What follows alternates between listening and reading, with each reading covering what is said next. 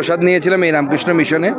এছাড়াও আরও 2-4টি জায়গায় যাব, নাগা বাবার আশ্রমে যাব, সেখানে কম্বল বিতরণ, তুলসী গাছ বিতরণ এবং এই ধরনের সামাজিক অনুষ্ঠানে অংশগ্রহণ করব।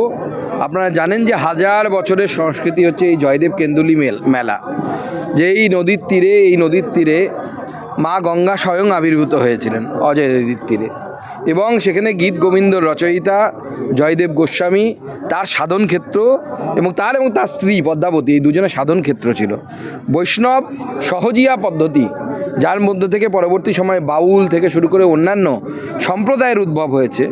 অনেক ঐতিহাসিক মনে করেন যে তার কেন্দ্রবিন্দু বা তার পীঠস্থান হচ্ছে এই জয়দেব কেন্দুলি মেলা। জয়দেব গোস্বামীর গীত গোবিন্দ থেকেই বাউল, সহজিয়া, এই সমস্ত বিভিন্ন শাখা যা হিন্দু সনাতন ধর্মেরই অংশ, তা তৈরি হয়েছিল। সেই পবিত্র ভূমিতে এসে আমি নিজেকে ধন্য মনে করছি এবং কবি জয়দেব গোস্বামী, তার স্ত্রীর যে সাধন ক্ষেত্র এবং তারপরে বহু পুণ্যাত্মা মানুষের পদধূলি এই মাটিতে পড়েছে, সেই পদধূলিকে মাথায় নিয়ে আমরা পশ্চিমবঙ্গকে আগামী দিনে জয়দেব এবং পদ্মাবতী এবং গীত গোবিন্দর বাংলা রাখতে চাই। অনেকে চেষ্টা করছেন এগুলোকে অস্তিত্বকে বিলীন করে দেওয়ার জন্য, গীত গোবিন্দর অস্তিত্বকে বিলীন করে দেওয়ার জন্য, জয়দেব পদ্মাবতীকে বিলীন করে দেওয়ার জন্য।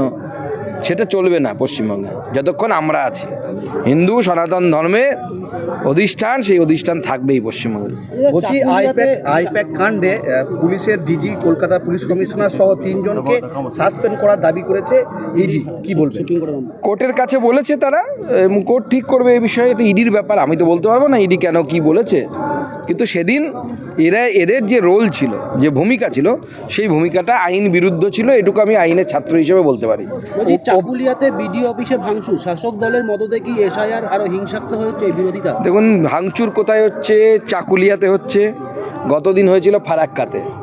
এই দুই জায়গার আপনি যদি ডেমোগ্রাফি দেখেন, অর্থাৎ হিন্দু এবং মুসলিম শতাংশ দেখেন জনসংখ্যার, তাহলেই বুঝতে পারবেন কারণটা কি। উদ্দেশ্য একটাই, চাকুলিয়ার বিধায়ক হোক বা ফারাক্কার বিধায়ক হোক, তারা তৃণমূল কংগ্রেস বিজেপি কিচ্ছু বোঝে না।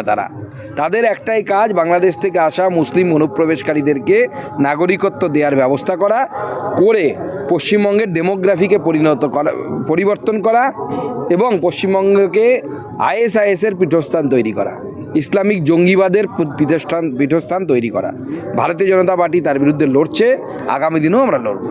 অভিযানের দিন ইডির অফিসারের একটি ফোন এবং ল্যাপটপ নিয়ে যান মুখ্যমন্ত্রী। সুপ্রিম কোর্টের শুনানি চলাকালীন এমনই দাবি করেছেন ইডির আইনজীবী, কি বলবেন? দেখুন, ইডির আইনজীবী দাবি করেছেন, কোর্টের সামনে কোর্ট পরবর্তী বিষয়ে বলবে সেটা কি, কিন্তু আমরা অবাক হয়ে যাচ্ছি। আমাদের মুখ্যমন্ত্রী সম্পর্কে বা তার আশেপাশের লোকজন সম্পর্কে আমরা জানতাম তিনি কয়লা চুরি করেন, পাথর চুরি করেন, গরু পাচার করেন, শেষে ইডির মোবাইল চুরি করছে। তো মানে ভয়ঙ্কর বাজে অবস্থা, এত খারাপ অবস্থা তৃণমূলের আমরা জানতাম না।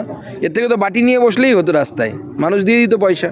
কলকাতা পুরসভার 109 নম্বর ওয়ার্ডে বিএলওর স্ত্রী দাবি করছেন অশোকবাবু আত্মহত্যা করেছেন বিএলও স্থানীয় কাউন্সিলরের হুমকির মুখে পড়ে। না, সে তো দুটো কেস সামনে চলে এসছে। একজন মুসলিম ভদ্রলোকের নাম এসছে, যিনি বিএলও হিসেবে কাজ করেছিলেন।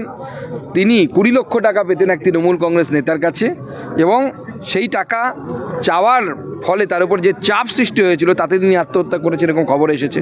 এরকম বেশ কিছু খবর আসবে। অতএব পরিষ্কার বোঝা যাচ্ছে যে এসআইআরের চাপ বলে যে মৃত্যুগুলোকে বা আত্মহত্যাগুলোকে চালানোর চেষ্টা করা হয়েছিল, আদপে সেটা এসআইআরের চাপ না, সেটা পুরোটাই হচ্ছে তৃণমূলের চাপ। বীরভূম নিয়ে কি বলবেন? বীরভূমে কি নিয়ে বলতে জানতে চান বলুন? রাজনীতি দেখুন, বীরভূমের রাজনীতি এখন দুটি মিলিতে বিভক্ত, একদিকে কাজল, একদিকে অনুব্রত। কাজল বাধা দিচ্ছে এখানে ব্রিজ তৈরি করার জন্য, অস্থায়ী ব্রিজ তৈরি করার জন্য। আমাদের লোকেরা আন্দোলন করে, হিন্দুরা আন্দোলন করে টিকে আছে।